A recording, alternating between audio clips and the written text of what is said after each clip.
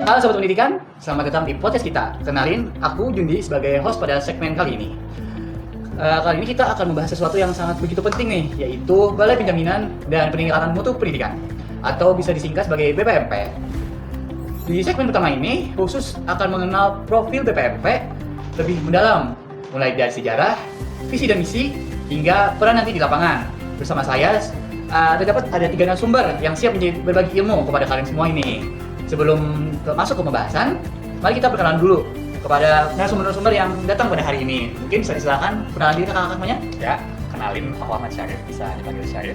Halo, aku Dimas. Hai, kenalin aku Haris Wazi, bisa dipanggil Haris.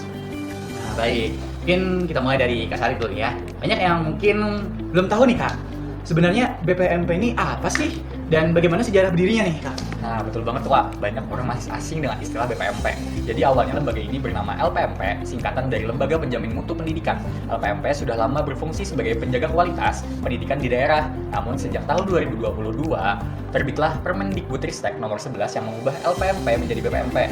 Perubahan nama ini bukan sekedar formalitas, tapi juga penegasan peran baru, bukan hanya menjamin, tapi juga meningkatkan mutu pendidikan. Jadi memang ada penyempurnaannya Kak ya.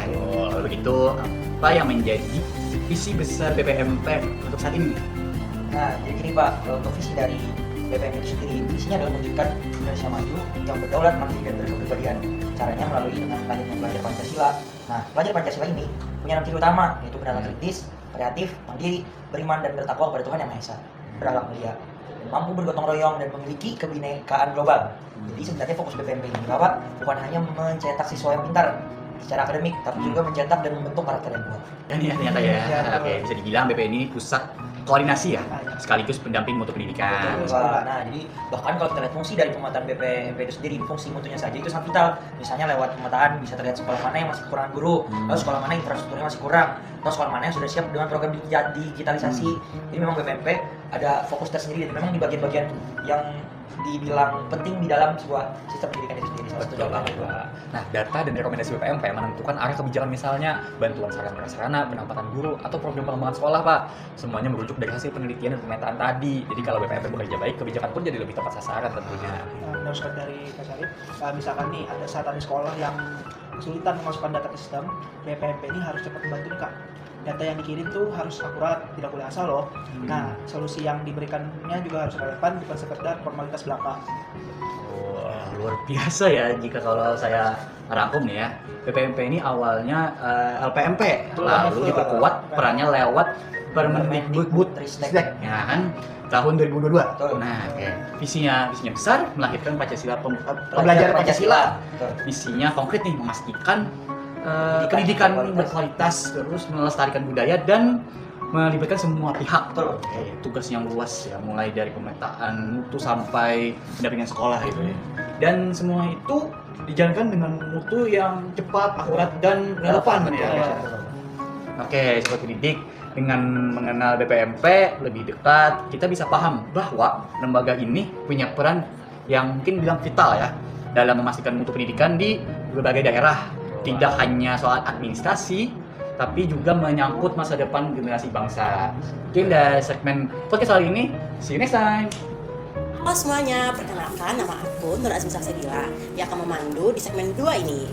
Nah, di segmen ini kita akan membahas tentang model kinerja manusia. Mungkin kalian di rumah baru dengar nih istilah ini. Nah, supaya jelas kita akan bahas sama-sama dengan 3 narasumber kece kita.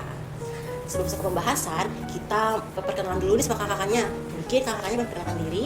Halo semuanya dan halo Kak Salsa, perkenalkan nama aku Salwas Deida. Halo semuanya, perkenalkan nama aku Nurjani Rahma. Salam kenal ya Kak Salsa. Halo semuanya, nama aku Deli Cantik Kenya Agustin. Salam kenal. Wah, pada ada semangat ya kakak-kakaknya. Nah, sekarang kita masuk ke pembahasan nih. Aku mau minta jelasin dulu nih Kak, model kinerja manusia itu apa sih? Boleh banget. Jadi, model kinerja manusia ini dikembangkan oleh Ramler dan Dredge. Mereka bilang, model kinerja ini nggak bisa dilihat dari orangnya aja, tapi juga dari proses dan sistem yang mendukungnya. Model ini punya 3 level utama, yaitu organisasi, proses, dan individu. Nah, setiap level itu ada 3 aspek penting juga, yaitu tujuan, desain, sama manajemen. Jadi, kalau ada masalah, kita harus lihat dulu nih dari sisi mana kesalahannya, nggak bisa langsung menyalahkan orang lain seperti itu. Wah, jadi dalam model ini memiliki 3 level utama ya Kak, dari organisasi, proses, dan individu. Nah, kalau dilihat dari dunia pendidikan nih Kak, kenapa model ini tuh sangat penting nih? Oke, Kak Salsa, jadi menurut aku itu karena pendidikan itu sistemnya besar, melibatkan banyak orang atau banyak pihak. Jadi kadang tuh guru tuh terlihat nggak maksimal bukan karena guru nggak bisa Kak, karena sistemnya yang kurang jelas. Misalnya saat input nilai tuh aplikasinya ribet atau instruksinya yang kurang jelas Kak. Nah, model ini bisa bantu kita melihat keterkaitan antara kebijakan, proses kerja, dan kemampuan individu supaya solusi yang diambil lebih tepat sasaran, Kak. Wah, setuju banget nih kalian. Nah, sekarang menurut kalian nih, apa pesan utama yang bisa kita ambil dari model ini? Nah, menurut aku pesan utamanya adalah jangan cepat menilai dari keluarga saja. Kinerja itu hasil dari kerjasama antara sistem, proses, dan individu. Jadi, kalau ada hambatan, kita cari dulu nih akar masalahnya, bukan langsung menunjuk siapa yang salah. Dengan cara itu, organisasi bisa berjalan lebih efektif dan semua orang yang bisa bekerja dengan lebih nyaman nih Kak Salsa. Karena semoga teman-teman bisa lebih paham dan bisa menerapkannya juga ya. Betul banget Kak, yang penting jangan cuma lihat dari satu sisi aja ya.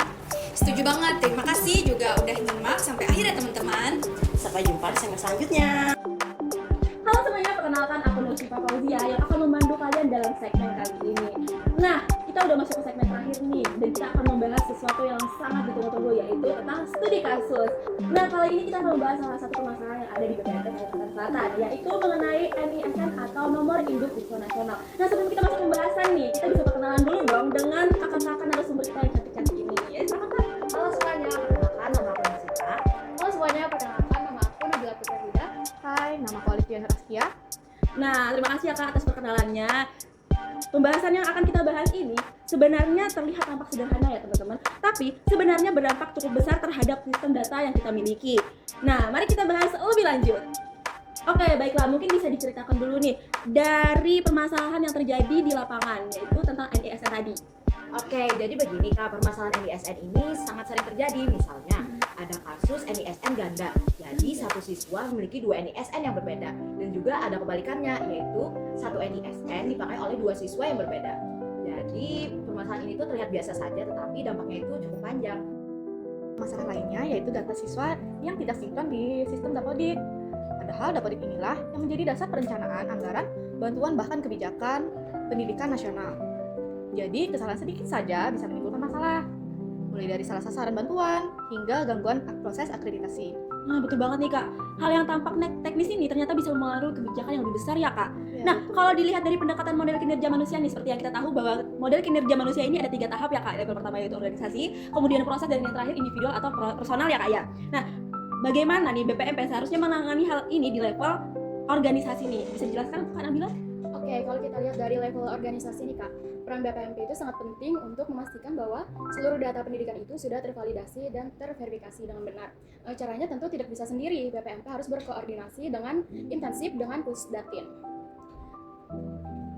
Selain itu, BPMP juga perlu melakukan pelatihan terus-menerus kepada operator sekolah yang sama dengan memverifikasi data siswa. Jadi bukan hanya soal teknis input, tetapi juga tentang penguatan tata kelola dalam pendidikan. Oh, menarik sekali ya Kak Nabila. Jadi intinya kita itu perlu sinergi dari kebijakan dan pembinaan ya Kak. Nah, kalau dari sisi prosesnya sendiri nih Kak, apakah sudah berjalan dengan baik atau masih ada kendala? Nah, kalau kita bicara dari level proses, sebenarnya alurnya tuh udah ada, tapi pelaksananya masih sering terhambat. Begitu ya Kak, luar biasa sekali. Terima kasih banyak untuk penjelasan yang sangat-sangat lengkap dari kakak-kakak narasumber yang cantik-cantik ini. Nah, jadi bisa saya simpulkan ya, bahwa permasalahan NISN ini bukan sekedar urusan administrasi teknis belaka, tapi juga menyangkut mutu pendidikan dan efektivitas kebijakan nasional itu sendiri ya Kak. Harapannya dengan sinergi antara sekolah, BPMP, Pusdatin, sistem pendataan kita bisa semakin akurat dan terpercaya. Nah, terima kasih banyak Kak atas pemaparan informasi yang sangat informatif tadi, dan sampai jumpa.